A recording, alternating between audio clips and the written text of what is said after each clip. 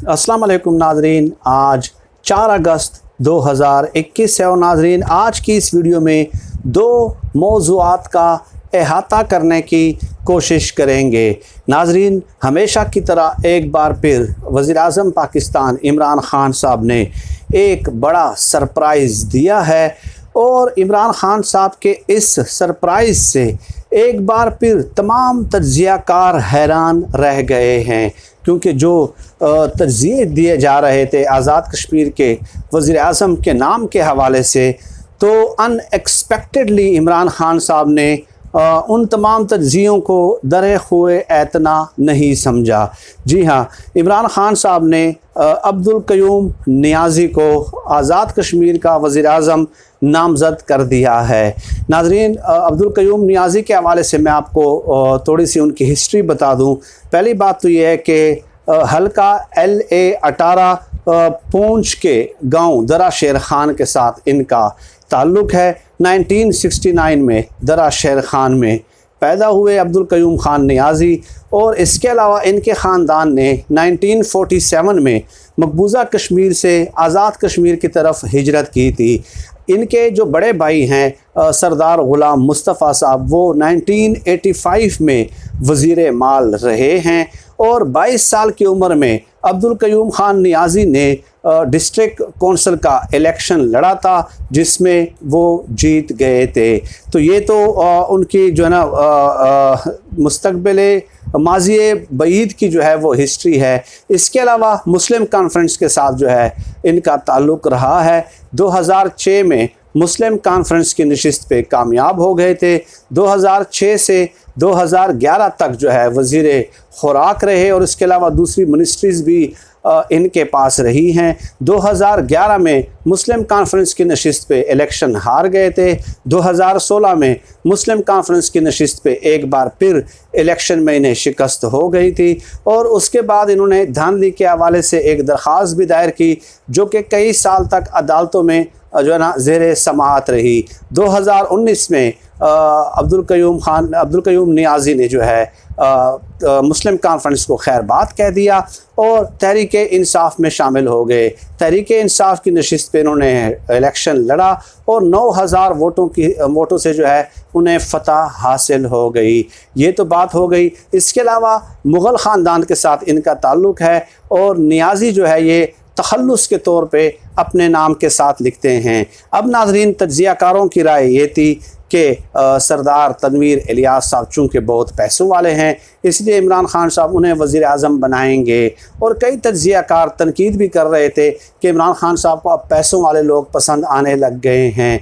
हारून रशीद साहब ने भी इस किस्म का एक तज्ज़िया किया था, लेकिन और इसके अलावा बैरिस्टर सुल्तान महमूद साहब का नाम भी था और उनकी भी पूरी हिस्ट्री बताई जाती रही। लेकिन कागज़ात नामज़दगी जो है ना दाखिल होने से 1 घंटा कबल जो है इमरान ख़ान साहब ने इसका ऐलान कर दिया और एक बार फिर तमाम तज्ज़ियाकारों के जो तज्ज़िये हैं वो गलत साबित हुए हैं। तो सरदार अब्दुल क़य्यूम नियाज़ी के हवाले से ये कहा जाता है कि वो बड़ा शाइस्ता अंदाज से बात करते हैं और मुखालिफिन के साथ जो है वो बैठते हैं, गमी खुशी में शरीक होते हैं, और उनका अपना एक हल्का अहबाब है और वोट बैंक है। मुस्लिम कॉन्फ्रेंस से हट के भी, तहरीक इंसाफ से हट के भी उनका अपना जो है एक वोट बैंक ख़ासी तादाद में मौजूद है। अब ये इंतखाब दुरुस्त है गलत है, आने वाला वक्त ये साबित करेगा, लेकिन डेफिनेटली ये इमरान ख़ान साहब की तरफ से बड़ा सरप्राइज़ था और कोई भी ये एक्सपेक्ट नहीं कर पा रहा था,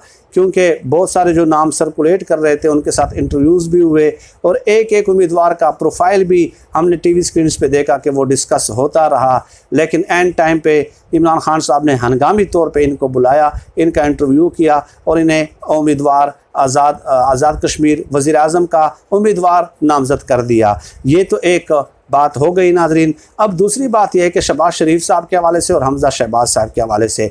शहबाज शरीफ साहब का आपने देखा होगा कि इंटरव्यूज़ दे रहे हैं और बहुत ज़्यादा मुफाहमत की बात कर रहे हैं, ठीक है, बाकायदा यूँ समझ लें कि वो जो है ना वकालत कर रहे हैं मुफाहमत की। तो ये सब कुछ बिला वजह नहीं है। इसकी वजह यह है कि शहबाज शरीफ साहब के इल्म में है कि उनका जो केस है वो पनामा पेपर से ज़्यादा ख़तरनाक है, ठीक है, और वो और हमजा शहबाज दोनों उस केस की गिरफ्त में आ चुके हैं। इसलिए वो मुक़्तदर हलकों को खुश करने की कोशिश करते हैं, इंटरव्यूज़ के ज़रिए उनको मिस्ड कॉल देते रहते हैं ताकि जो है ना उनके दिल में नरम गोशा पैदा हो जाए और इस केस में उनके साथ नरमी और रियायत बरती जाए। अब सूरत हाल ये है नाज़रीन कि FIA ने 3 सफ़ात पर मुश्तमिल जवाब जो है अदालत में जमा किया है और उसमें इंतहाई खौफनाक बातें की गई हैं।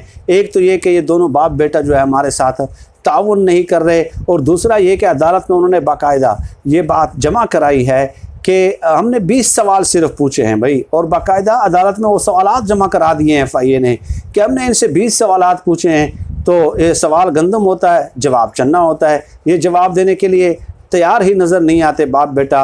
वालिद से पूछा जाता है तो वो कहते हैं बेटों से पूछा जाए, बेटों से पूछा जाता है तो वो कहते हैं कि जी वालिद से पूछा जाए। तो एक अजीब किस्म का जो है ना इन लोगों ने तर्ज अमल इख्तियार किया हुआ है। अब ये पेपर, ये जो 25 अरब रुपए की मनी लॉन्ड्रिंग के इल्ज़ामात हैं इनके ऊपर, ठीक है, तो उनकी तमाम तर तफसीलात FIA ने नाजरीन हासिल कर ली हैं। अब मैं ये क्यों कह रहा हूँ कि ये केस पनामा पेपर्स से ज़्यादा ख़तरनाक है इनके लिए, वो इसलिए मैं कह रहा हूँ कि पनामा पेपर्स में आपको इल्म होगा कि जो है ना बैरून मुल्क से काफ़ी ज़्यादा डॉक्यूमेंट्स और शवाहिद और सबूत इकट्ठे करने थे, और उस वक्त जो JIT की टीम थी उन्होंने बैरून मुल्क भी विज़िट किए थे।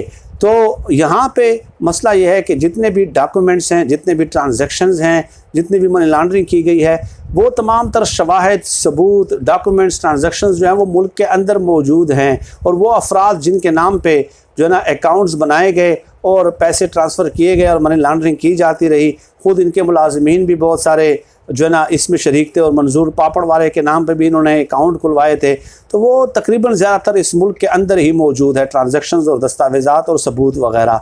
तो इसलिए उन अफराद तक भी FIA की रसाई है, उन ट्रांजैक्शन, सबूत, शवाहिद के तक भी जो है ना FIA की रसाई है। इसलिए ये केस जो है इनके लिए पनामा पेपर से ज़्यादा खौफनाक है। और इसलिए हमजा शहबाज ने एक बार धमकी भी दी थी FIA को कि हालात हमेशा एक जैसे नहीं रहते, हमारी भी हुकूमत आने वाली है, यानी कि जब हमारी हुकूमत आएगी तो उसके बाद फिर आपके साथ 2-2 हाथ किया जाएगा। अब FIA इनकी ज़मानत मनसूखी के हवाले से भी दरख्वास्त जमा कराएगी, और जो तमाम शवाहिद हैं वो अदालत में जमा कराने जा रही है, और अदालत की तरफ से इस पर कोई भी फ़ैसला आ सकता है, ट्रायल में ये मामला जा सकता है, और उसके बाद आप देखेंगे कि शवाहिद दर शवाहिद आपके सामने आएंगे, और इन दोनों के लिए जो है ना बचना मुश्किल हो जाएगा। ये बड़ी इंटरेस्टिंग डेवलपमेंट है। इसलिए शहबाज शरीफ साहब जो हैं वो मुसलसल मुफाहमत की बात कर रहे हैं और मुक़्तदर हलकों की तरफ मिस्ड कॉल देने की कोशिश कर रहे हैं, बार बार उन्हें राज़ी करने की कोशिश कर रहे हैं, लेकिन लगता है कि अब उनका बचना मुहाल है। नाज़रीन, आज की इस वीडियो में इतना ही। आपसे वक्तन फ़वक्तन इंशाअल्लाह ताला मुलाकात का एहतमाम होता रहेगा। फ़िल वक्त इतना ही। पाकिस्तान जिंदाबाद। अल्लाह हाफ़िज़।